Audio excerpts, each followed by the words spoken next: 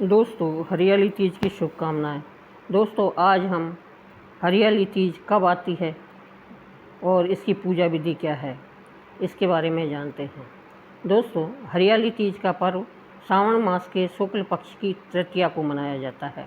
इस दिन महिलाएं पति के लिए उपवास रखकर शिव गौरी का पूजन बंधन कर झूला झूलती हैं और सुरीले स्वर में सावन के गीत मल्लाहर आदि गाती हैं। पूजा अर्चना के साथ उल्लास उमंग का यह त्यौहार एक पारंपरिक उत्सव के रूप में जीवन में नए रंग भरता है, दाम्पत्य में प्रगाढ़ता लाता है, साथ ही परिवार और समाज को स्नेह सूत्र में बांधता है। अखंड सौभाग्य के लिए महिलाएं गौरी और गणेश की आराधना करती हैं। सावन मास में मनाए जाने वाले तीज को हरियाली तीज कहते हैं। इस वर्ष यह तीज 7 अगस्त को पड़ रही है। हरियाली तीज सावन मास के शुक्ल पक्ष की तृतीया तिथि को मनाई जाती है। इस बार हरियाली तीज पर शिव योग का शुभ संयोग बन रहा है। इसको लेकर अभी से ही महिलाओं ने तैयारी शुरू कर दी है। तो अब आइए जानते हैं हरियाली तीज का धार्मिक महत्व क्या है। हरियाली तीज का धार्मिक महत्व विशेष रूप से हिंदू धर्म में है। इसे भगवान शिव और माता पार्वती के मिलन की खुशी में मनाया जाता है। शास्त्रों में वर्णन है कि माता पार्वती ने भगवान शिव को पति रूप में पाने के लिए कठोर तप किया। उससे प्रसन्न होकर भगवान शिव ने श्रावण शुक्ल तीज के दिन ही माँ पार्वती को अपनी पत्नी के रूप में स्वीकार किया। इसलिए इस दिन को माता पार्वती के पूजा का दिन मानते हुए महिलाएं अपने पति की लंबी उम्र और सुखी दाम्पत्य जीवन की कामना करती है। यह त्यौहार विशेष रूप से विवाहित महिलाएं अपने घर की सुख समृद्धि के लिए और सुहागन के रूप में जीवन बिताने के लिए मनाती हैं। वहीं इस दिन कुंवारी कन्याएं व्रत रखकर अपने लिए भगवान शिव जैसे वर की कामना करती है।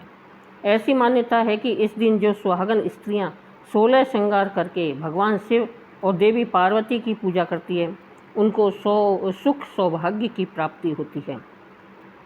तो अब जानते हैं क्या ये हरियाली तीज की पूजा विधि क्या है। इस दिन सुबह जल्दी उठकर स्नान करें और स्वच्छ और सुंदर वस्त्र धारण करें। फिर एक स्वच्छ स्थान पर पीला वस्त्र बिछाकर वहां एक चौकी पर माता गौरी और भगवान शिव की प्रतिमा या चित्र स्थापित करें और पूजा विधि पूर्वक शुरू करें, जिसमें सबसे पहले भगवान शिव और माता गौरी की पूजा की जाती है। इस अवसर पर हरे रंग की सजावट करें और हरे पत्ते चढ़ाएं, फल, मिठाई और अन्य भोग अर्पित करें। विशेषकर फल, मेवे और हरी चूड़ियाँ अर्पित की जाती हैं। पूजा के बाद हरियाली तीज की कथा सुनें या पढ़ें। अंत में पूजा समाप्त करने के बाद परिवार के साथ प्रसाद वितरित करें।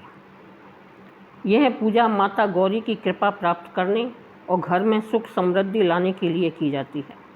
सुहागिन महिलाएं अपने पति की दीर्घायु के लिए शिव पार्वती की पूजा करती हैं। इस दिन हाथों में मेहंदी रचाना शुभ माना जाता है। हरी चूड़ियाँ और हरे परिधान व 16 श्रृंगार करके संध्या में मिट्टी से बने शिव पार्वती की पूजा करती हैं। माता पार्वती को श्रृंगार का सामान चुनरी, सिंदूर, चूड़ी, बिंदी आदि चढ़ाया जाता है, जबकि महादेव को पंचामृत का भोग लगाकर अखंड सौभाग्य व सुखी दाम्पत्य जीवन की कामना की जाती है। एक दिन पूर्व यानी 6 अगस्त को नवविवाहिता सिंगार पर्व मनाती है, जिसमें सास अपनी नई नवेली बहुओं को सुहाग का सामान देती है। इसी सुहाग की सामग्री को लेकर अगले दिन सुहागिन तीज का व्रत करती हैं। अब आइए जानते हैं हरियाली तीज की हरे रंग का महत्व क्या है। सावन के महीने को प्रकृति की सौंदर्यता के तौर पर देखा जाता है।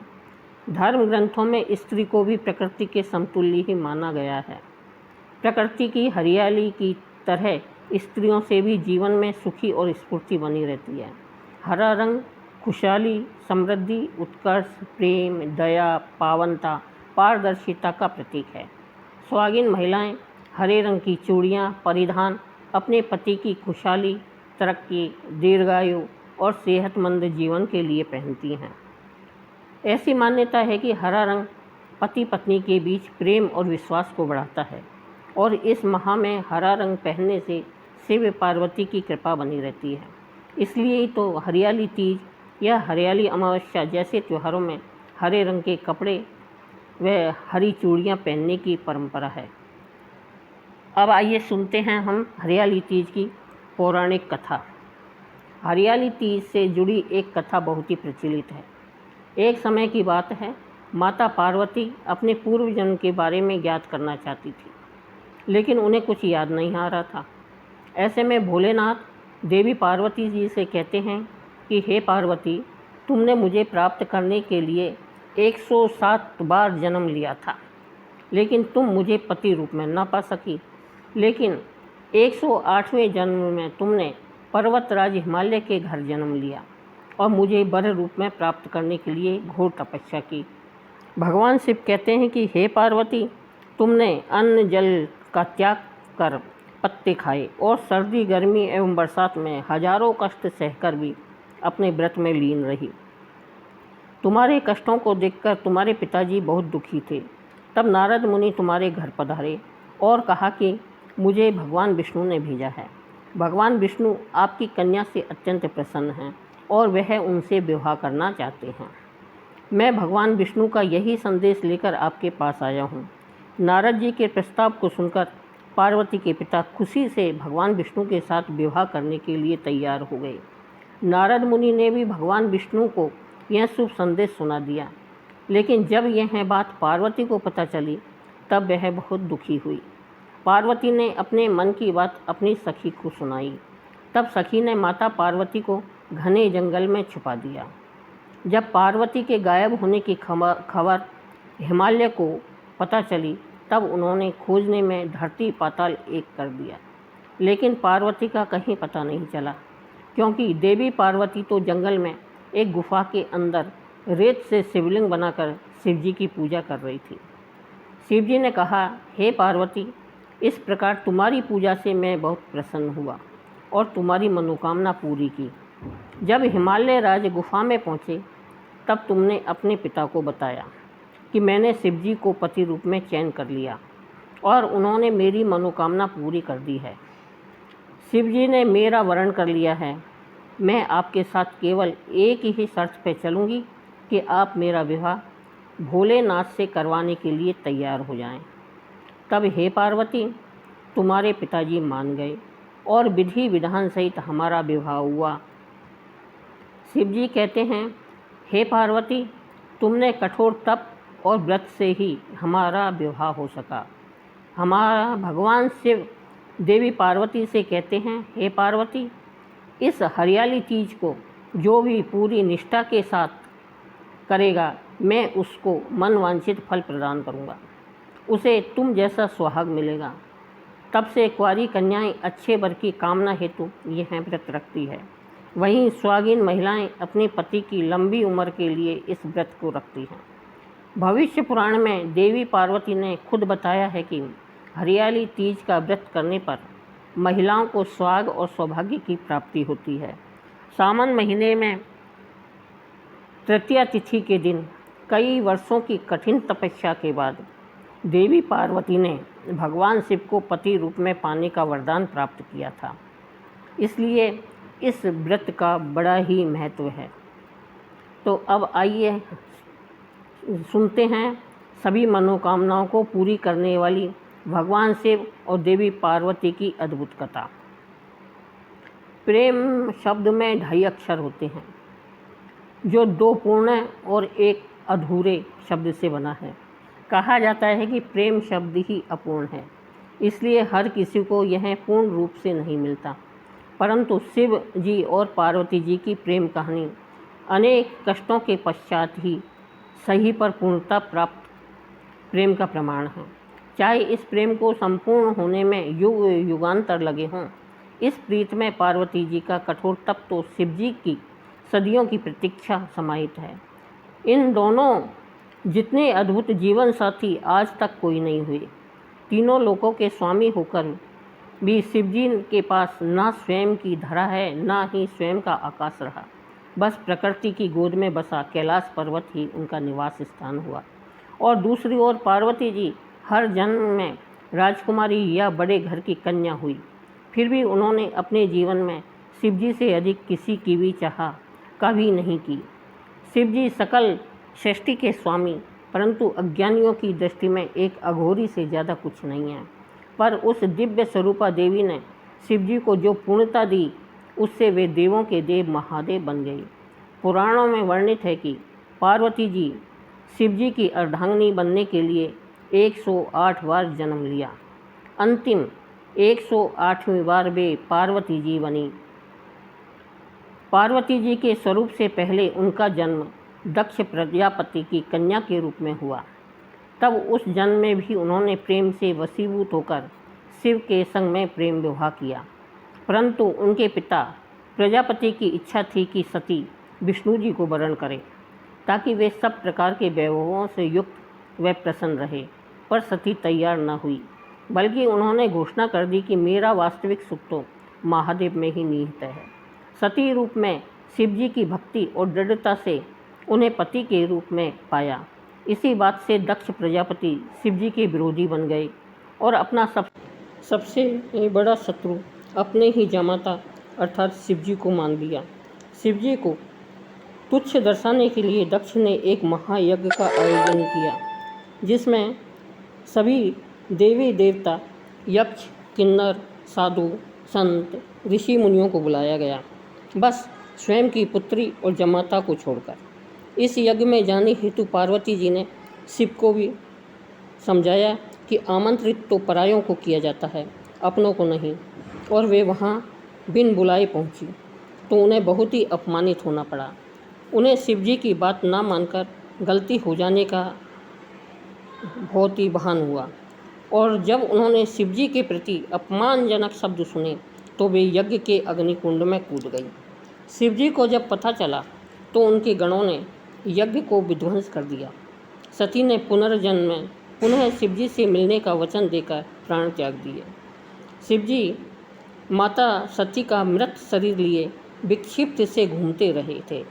तब विष्णु जी ने सुदर्शन चक्र से 51 भागों में देवी सती का तन काट दिया, और जो आज भी 51 शक्तिपीठ के रूप में स्थापित है। वर्षों पर वर्ष शिव जी का वियोग कम नहीं हुआ, बल्कि बढ़ता ही गया। वे संसार से विरक्त हो गए। इधर देवी सती ने बाधा निभाते हुए पर्वतराज हिमवान और रानी मैना के घर पुत्री के रूप में जन्म लिया। पर्वतराज की पुत्री होने के कारण उन्हें पार्वती नाम मिला। नारद जी ने किशोरी पार्वती जी को जीवन साथी के रूप में शिव जी को पाने के लिए तपस्या का मार्ग बता दिया। तब पार्वती जी ने अपनी सखी को हृदय की बात बताई तो उनकी सखी उन्हें घोर भयानक जंगल में लेकर गई, जहाँ पार्वती जी ने अन्न जल का परित्याग करके विभिन्न कठोर से कठोर तप सहस्त्रों वर्षों तक किए। तब शिव जी ने सप्त ऋषियों को पार्वती जी को समझाने के लिए भेजा। स्वयं भी वटु वेश में समझाने पहुँचे थे, परंतु शिव जी ने भी पार्वती जी के दृढ़ संकल्प के आगे हार स्वीकार कर ली और वे पार्वती जी के संग परिणय सूत्र में बंधने का वचन दे बैठे। कितनी कठिनाइयों को सहन करते हुए महलों की राजकुमारी पार्वती जी पर्वतवासिनी बन गई। पार्वती जी ने एक बार भगवान शिव से अपने लिए घर की इच्छा भी की। तब शिव जी ने उन्हें लंका बनवा कर भी दिए थे। तब वास्तु विप्र रावण, जो दक्षिणा में शिव जी को पाने की इच्छा से पूजन करने आया था, पार्वती जी ने सोने की लंका उसे ही भेंट कर दी, परंतु शिव जी को रावण के साथ जाने नहीं दिया। पार्वती जी ने किसी भी जन्म में भोले भंडारी के प्रेम के अतिरिक्त कोई धन वैभव नहीं चाहा, बल्कि जीवन की हर परिस्थिति में शिव जी के साथ सूर्य की किरणों, पुष्प में सुगंध तो शरीर संग प्राण बनकर निभाया। वही शिव जी ने भी तो हर जन्म में माता पार्वती जी की प्रतीक्षा की। शिव जी जो गले में मुंडमाला पहनते हैं, वो पार्वती जी के हर एक जन्म का ही तो प्रतीक है, जिसे वे हृदय से लगाए रखते हैं। वास्तव में पार्वती जी अनेक कठिनाइयों को सहा, तो शिव जी ने भी अथाह वियोग सहा, जिसे सभी कुछ सरलता से प्राप्त हो जाए। उनका जीवन कभी पूजनीय नहीं बनता। अंततः दोनों ने संपूर्ण प्रेम की परिभाषा गढ़ दी। आज के युग में जहाँ प्रेम प्रीति के मायने बदल गए हैं, जहाँ प्यार का स्थान अर्थ भोग विलास ने ले लिया है, वहाँ शिवा का निश्चल निस्वार्थ अडिग प्रेम सभी के लिए प्रेरणादायी है। तभी तो आज भी भक्तगण सदियों सदियों बाद भी इस संपूर्ण हुए प्रेम के दिवस को हरियाली तीज, हरितालिका तीज या फिर ये कहें कि महाशिवरात्रि के रूप में विशेष उल्लास उमंग ऊर्जा से मंदिर मंदिर घर घर पांडालों में पूजन व्रत करके रात्रि जागरण के साथ मनाते हैं। साथ ही महादेव और महादेवी से इसी तरह के पूर्ण प्रेम को पाने की कामना करते हुए जीवन में संपूर्णता और सकल सुख पाने की भी इच्छा करते हैं। इस संपूर्ण युगल जगत के माता पिता का आशीर्वाद सभी के जीवन पर सदा बना रहे। सभी को हरियाली तीज की बहुत बहुत शुभकामनाएं।